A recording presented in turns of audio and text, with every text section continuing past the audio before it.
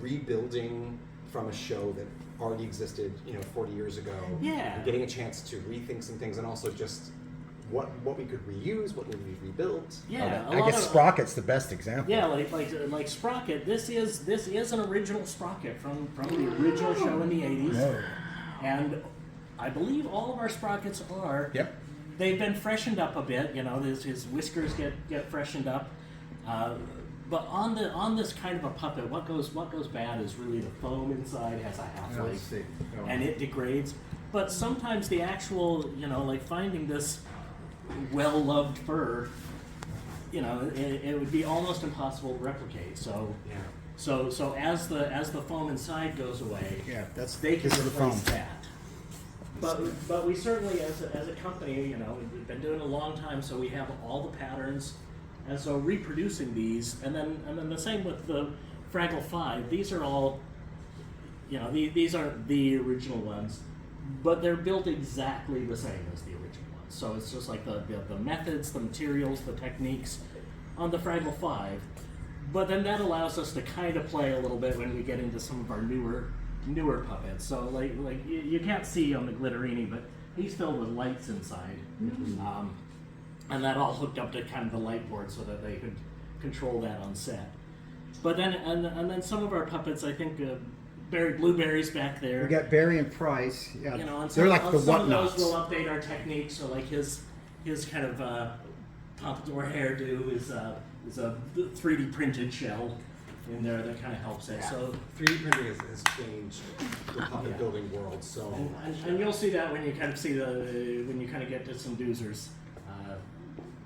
3D printing is essential to a lot of what that is.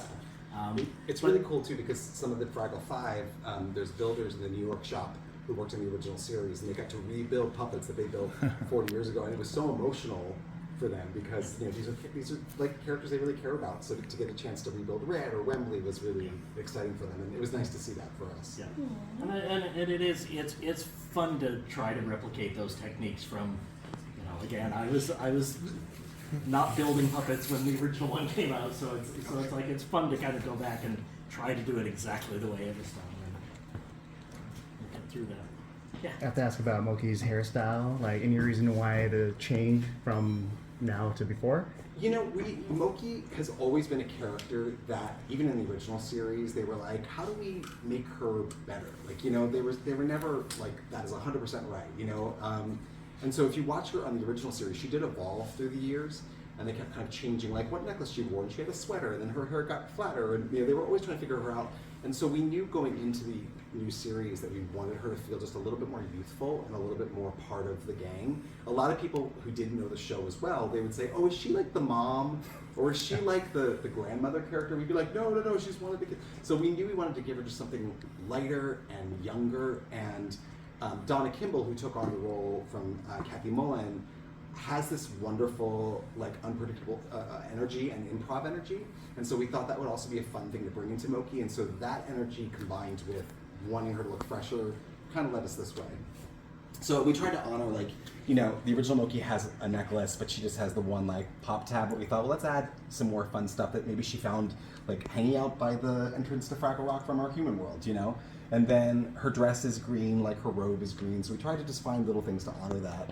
And then the updo we just thought was kind of a fun little kid kind of way to wear her hair.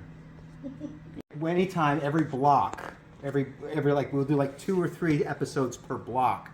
So we could have in one day we could be shooting from 3 different episodes. In one episode, all the puppets are in ball gowns, and then in the next episode they're wearing rain gear. And if we're switching out, that means with the background puppets, undress, redress for every shot. There was one episode where I thought Jurgen was going to kill us because it was like, okay, so they're in their ball gowns. It was a dress-up episode, and then it was like, and then they all have to be ready for blue screen. Then we got to go back to the regular look. And then it's the one where it's everything gets too hot. So they all have to have their clothes off and wearing tank tops. So everyone had to be dressed, undressed. It's a lot. And there's up to 36 to 40 background puppets. So it's a lot. We usually have 25 puppeteers on set to fill out the Great Hall for those big group scenes. and they're shoved in different places and through different holes, and it's so much to maintain. It's a massive show. Yeah. I mean, there's 3 full sound stages up there, and again, 25 puppeteers at almost all times. You know. Yes. Plus, that's There's not like- any there's never Fraggles, there's quite- all the creatures. Like it's never like, oh, this day is just one puppet. Yeah. It's just like, no. I think like an Uncle Traveling Matt shoot day Yeah, is yeah. where it's one puppet is maybe the only time that happens. Yeah. How big is the random group? Well, we have like on set. There's usually like 4 3. full-time people kind of per set, but then we also have kind of a separate crew that's pretty much dedicated to the Doozers, and then we have a full crew that's in the workshop prepping the next day's work, and so we have about 17 people working with the workshop that are just the technical support for, you know, that doesn't include any puppeteers or anything. That's literally just the technical support for. But then there are some days where we have 3 different film groups going on 3 different stages. So then we kind of have to break it down to whoever has the biggest amount of puppets. We have like 2 wranglers there. If it's more simple but more up close stuff, then we'll have 1 person dedicated to that. And then whoever's in the shop, come on over and help us out on the 3rd stage. And then on Gorg days, everything just gets bigger. So we'll often bring in day players on Gorg days where we'll have a few extra people that come in just to help lift the Gorgs. The Wranglers during the head shopping or interaction? I mean, part of what gets you through those long days is making everybody laugh. I mean, I think it's funny, the relationship that the puppeteers as the characters have with the crew is so fun and special. We tease them all the time, and you know, poor Jurgen will be, you know, stapled. It's the stapling. He'll have to like It's the stapling. He'll like be stapling, you know, the legs down or something like that, and we'll just scream and just be like, you know, so many times he's thought that he's And it's awful. Why do you hate me, Jurgen? Ka-chunk, ka-chunk, ka-chunk. And a lot of the crew, it's funny, like there's the lady who did the clapboard for the show, Oh, Chelsea. oh my gosh. Gobo, for some random reason, had this like deep relationship with her and like was in love with her, and then they finally on camera told Gobo that she was married, and he had like a nervous breakdown. Like, you know, it's ridiculous because it's like it's not real, but yet but people loved it. It's me doing it. It's not like, yeah, but people loved it. They would look forward to it, and actually on our like second to last day of shooting, they gave me a photo. They gave Gobo a photo of her name's Chelsea and her husband with her husband scratched out and Gobo's face replaced. And it's just like, what's wrong with all of us? But it's stuff like that that makes it so much fun, because we just, you know, I don't know, we love to make everyone enjoy their day. It's really, that's how you get the best work on screen. So it is a reboot, so we wanted to make sure that we stayed as true to the original designs. These are kind of the original designs, but we wanted to update them. So I started, you can see over here, I designed them in the computer digitally. And here's some of the designs at the top. And then you can see where I kind of rendered the gloves and the hats, and the pouches and things like that.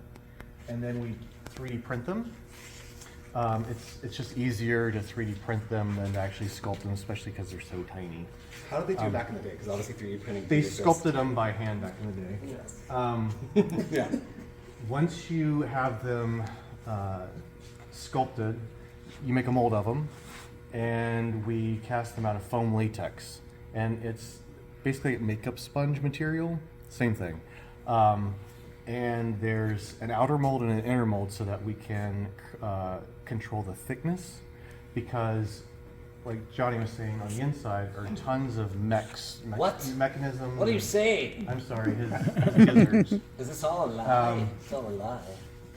And so you want just a shell of a skin so that you can fit all that in there. Oh, yes. So you guys can feel like it's covered in baby powder, just FYI. Oh my. This is like one of the babies, so you can. I'm not gonna very awkward for me, Bobby. Keep talking. Very uncomfortable. Here, have a baby. Oh my gosh.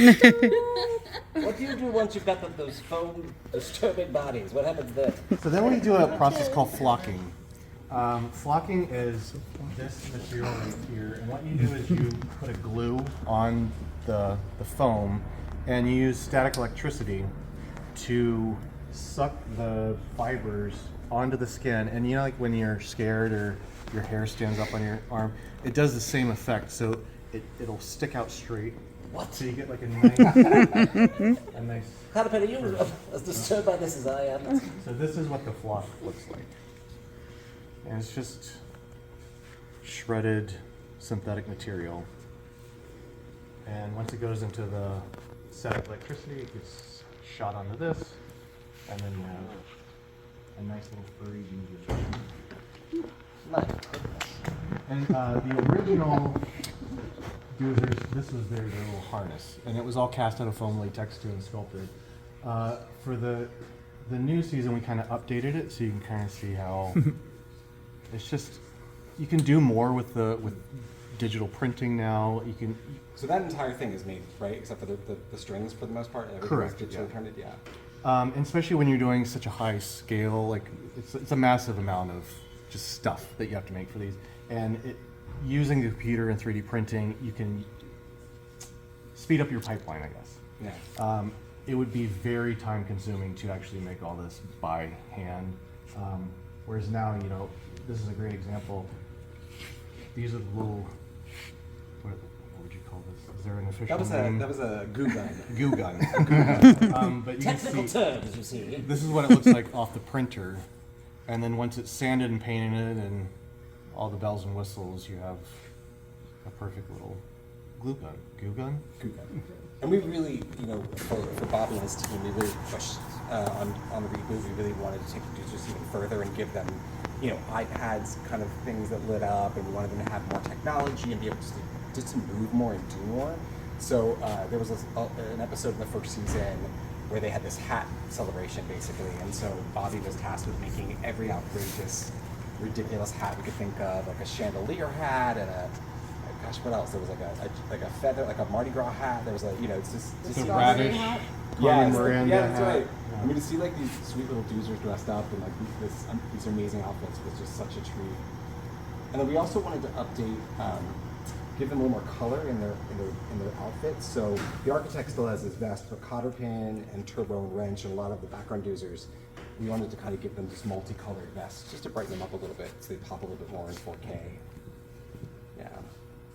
And also reflect what kids see. That's what kids see, right? That's what the local construction workers look like. So. And on the original, the hands in particular, they were sculpted and cast out of latex, and then they had armatures. For this season, for the reboot, we did them all, we 3D printed them and put magnets so that we could sculpt different positions. So as they're filming, they can just pop on. So Do it to me. Yes. Now Show you them. have thumbs Look up. at that. Thumbs up. Thumbs up. I can't see. Can I hold the lunch bag? I could put the lunch bag on. That'd be fun. Yeah, Is that over there? yeah, yeah. Look at that. Ow. Ow. Ah. There we Now go. he has lunch back. Look at that. I'm ready for lunch. What do you have? What am I having? Yeah, what do you I'm have? having probably some radish pellets. They're big. And maybe a little bit of moss melon. And probably a steaming cup of radish juice. You know. Are you team radish or team strawberry? Oh, it's radish, of course. Tradition. Always tradition.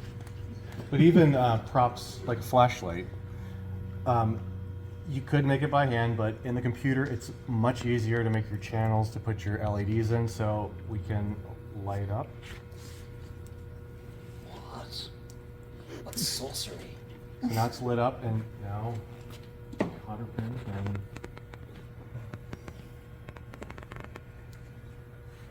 be on a little adventure and they would all have puppet rods, just like the Fraggles. They're just miniature size. Yeah, oftentimes we'll use 2 puppeteers to bring these guys to life, so, or sometimes 3.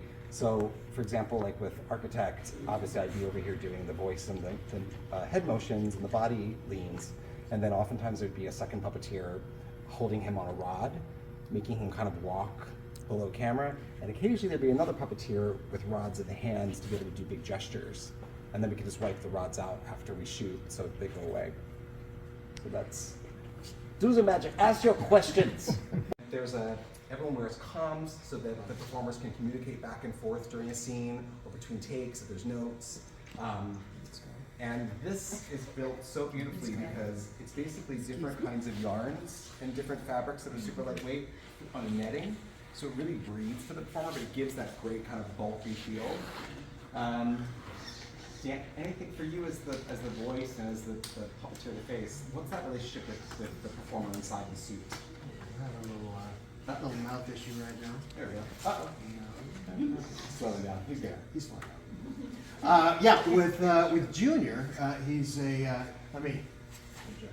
I'm like, is he having a stroke? Yeah, it's a little different. This is a legacy character that I held very, very close to my heart, and I love Richard Hunt and everything that he brought to Junior, and so it was a fine line between making him, you know, honoring Richard's work, and then his jaw's a little wonky. Honoring Richard's work and also making him my own and making him true and honest. So there's a fine line there, and a very trusted friend said, "Look, man, you're never going to be Richard. You just have to make it your own, and you have to do what you do." So yeah, there's a little bit of Richard. There's a lot of us, because it's not just me. Benny inside the costume. You okay in there, bud? Yeah, he said what? Oh yeah. Sometimes he leads, and sometimes I do, and we just follow each other in the process. And it's a wonderful opportunity to improvise, especially when you know each other and you trust each other. Johnny and I get to do Philo and Gunge, and we trust and we know each other and we love each other. And so if he decides to go one way, then I'll go that way too. no, absolutely. But if he, That's what it's all about. absolutely, I Give and can't. take. Oh, it's a lot of give and take. It's side by side, like Sondheim. Oh yeah, You know what like I'm talking about? Oh yeah, like Laurel and Morty. But we that's a huge part of puppetry is the trust and the camaraderie and the love and the family, because you hear that term get thrown all over the place.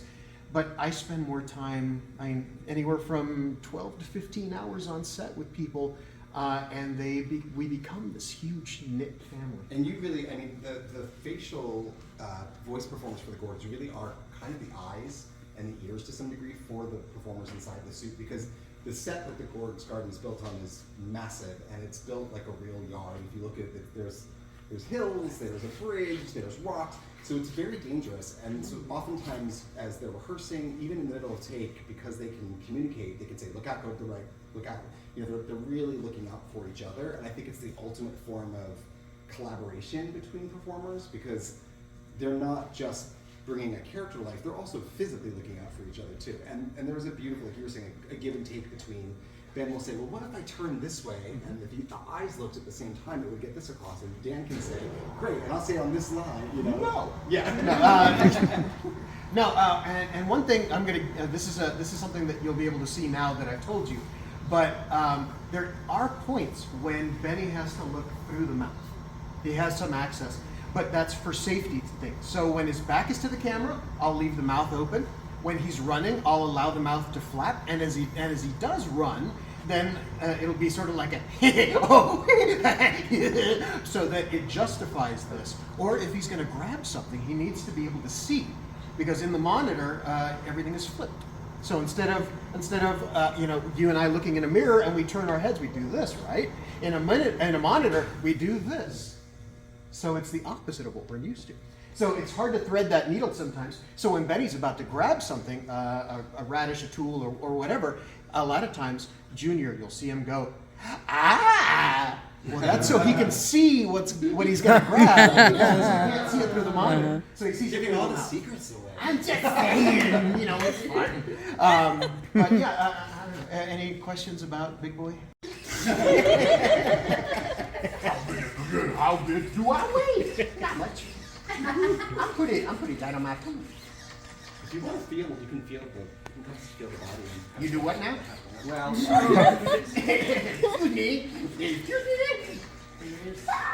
There is the internal structure is basically layers of hooping.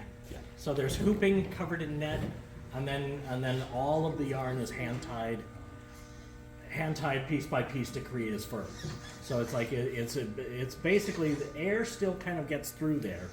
So it's certainly not cool, but it's but the air there is still a bit of airflow inside. So Scotty, did you say you do all that for by hand? Yeah. Strand by strand? yeah, strand by strand. Wow. It starts as just a skein of yarn, and then bit by bit each of those is tied into the base netting. And since one of my love languages is touch, I'm okay with it. One of affirmation or the other ones. But I went in and Scotty said, so what do you think? And I said, oh, he's great. I said, but you know what's funny is like if you're standing where you're standing, his nose does this, so it's an automatic smile already. If we tuck these up a little bit, can we have that like his neutral being instead of like, because when I was a kid, I knew the Gorgs used to scare the hell out of me. Yes. And so if I'm gonna be spending 6 months with this big boy, I want to see him in my dreams, not in my nightmares. So oh, that's good, Johnny. Yeah. Well, you ever get the feeling that you're not exactly controlling your own life? My parental relationships are very challenging at times. But, it's what I can do. Any questions? You? Anybody? I just want to say happy 500th birthday.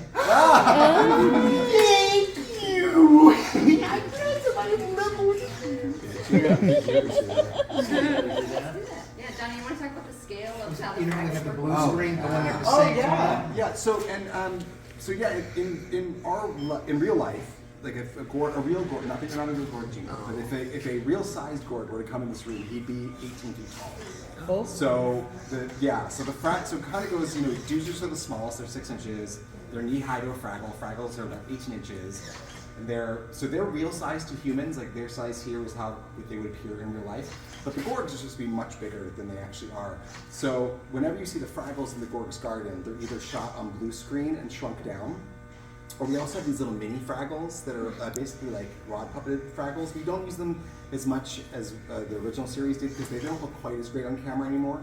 But with the advent of CG, like in the first season, on the first episode, there's that wonderful shot of the Fraggles running around the garden. Those are CG Fraggles. And so we're able to kind of use a combo of those mini puppet Fraggles, blue screen, and the CG Fraggles to kind of get everything we need them to do. Uncle Mr. Johnny, what's a CG?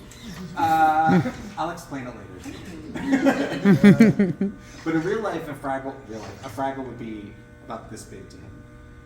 We had that one really fun scene where I'm holding you. where I'm holding you. Yeah. You're holding me, you're right. And it was they literally built a huge chest. a giant chest and a giant arm. And so Johnny was able to puppeteer, and you see it in the trailer actually. And he says, "Oh, not so hard. However you do your voice." And that's that. So it's that illusion of. That's really, and so back in the old days they would have done it probably with a smaller Just one, with a little fella. And actually, for the wides of that, it was really funny. So Ben, the performer inside of here, he's an incredible puppeteer. They gave him the mini Fraggle, the mini Gobo, which is like a little rod puppet, and they put it through the chest. They cut a little hole and put it through the chest, and they pinned his hands. And so inside of Junior, here he is doing the body. He's also puppeteering the little Gobo on the wide shots too, and you really believe it. It looks so good. But we always kind of cut around to keep like tricking you. So that by the time you go, is that how that? No, that can't be it. Like, you just hopefully totally believe it. Yeah. A rubber mouth, basically. It's called gasket rubber, which is like a plumber's rubber, coated with. Is this suede? I just figured it's suede. Maybe I don't know. Anyway, and so it really gives him this amazing, flexible mouth. So I can get a lot of great Gobo expressions just by curling my hand. When he gets annoyed, or a little perturbed, or super excited. There's just a lot of abilities here. Or the word ooh. Oh yeah, the little metal ooh. That's my favorite little thing. Was he gets a little like ooh. But it's really, that's the most beautiful part of these puppets, is discovering like what they can do and their strengths and their weaknesses, and then kind of playing with those. Yeah, what he said. You guys have any questions for me? I thought maybe after this whole thing's done, we could go get some photos together in the big room. What do you think? Yeah. Okay. The other thing, John. $20 a pop. 20 radishes about. 20 radishes.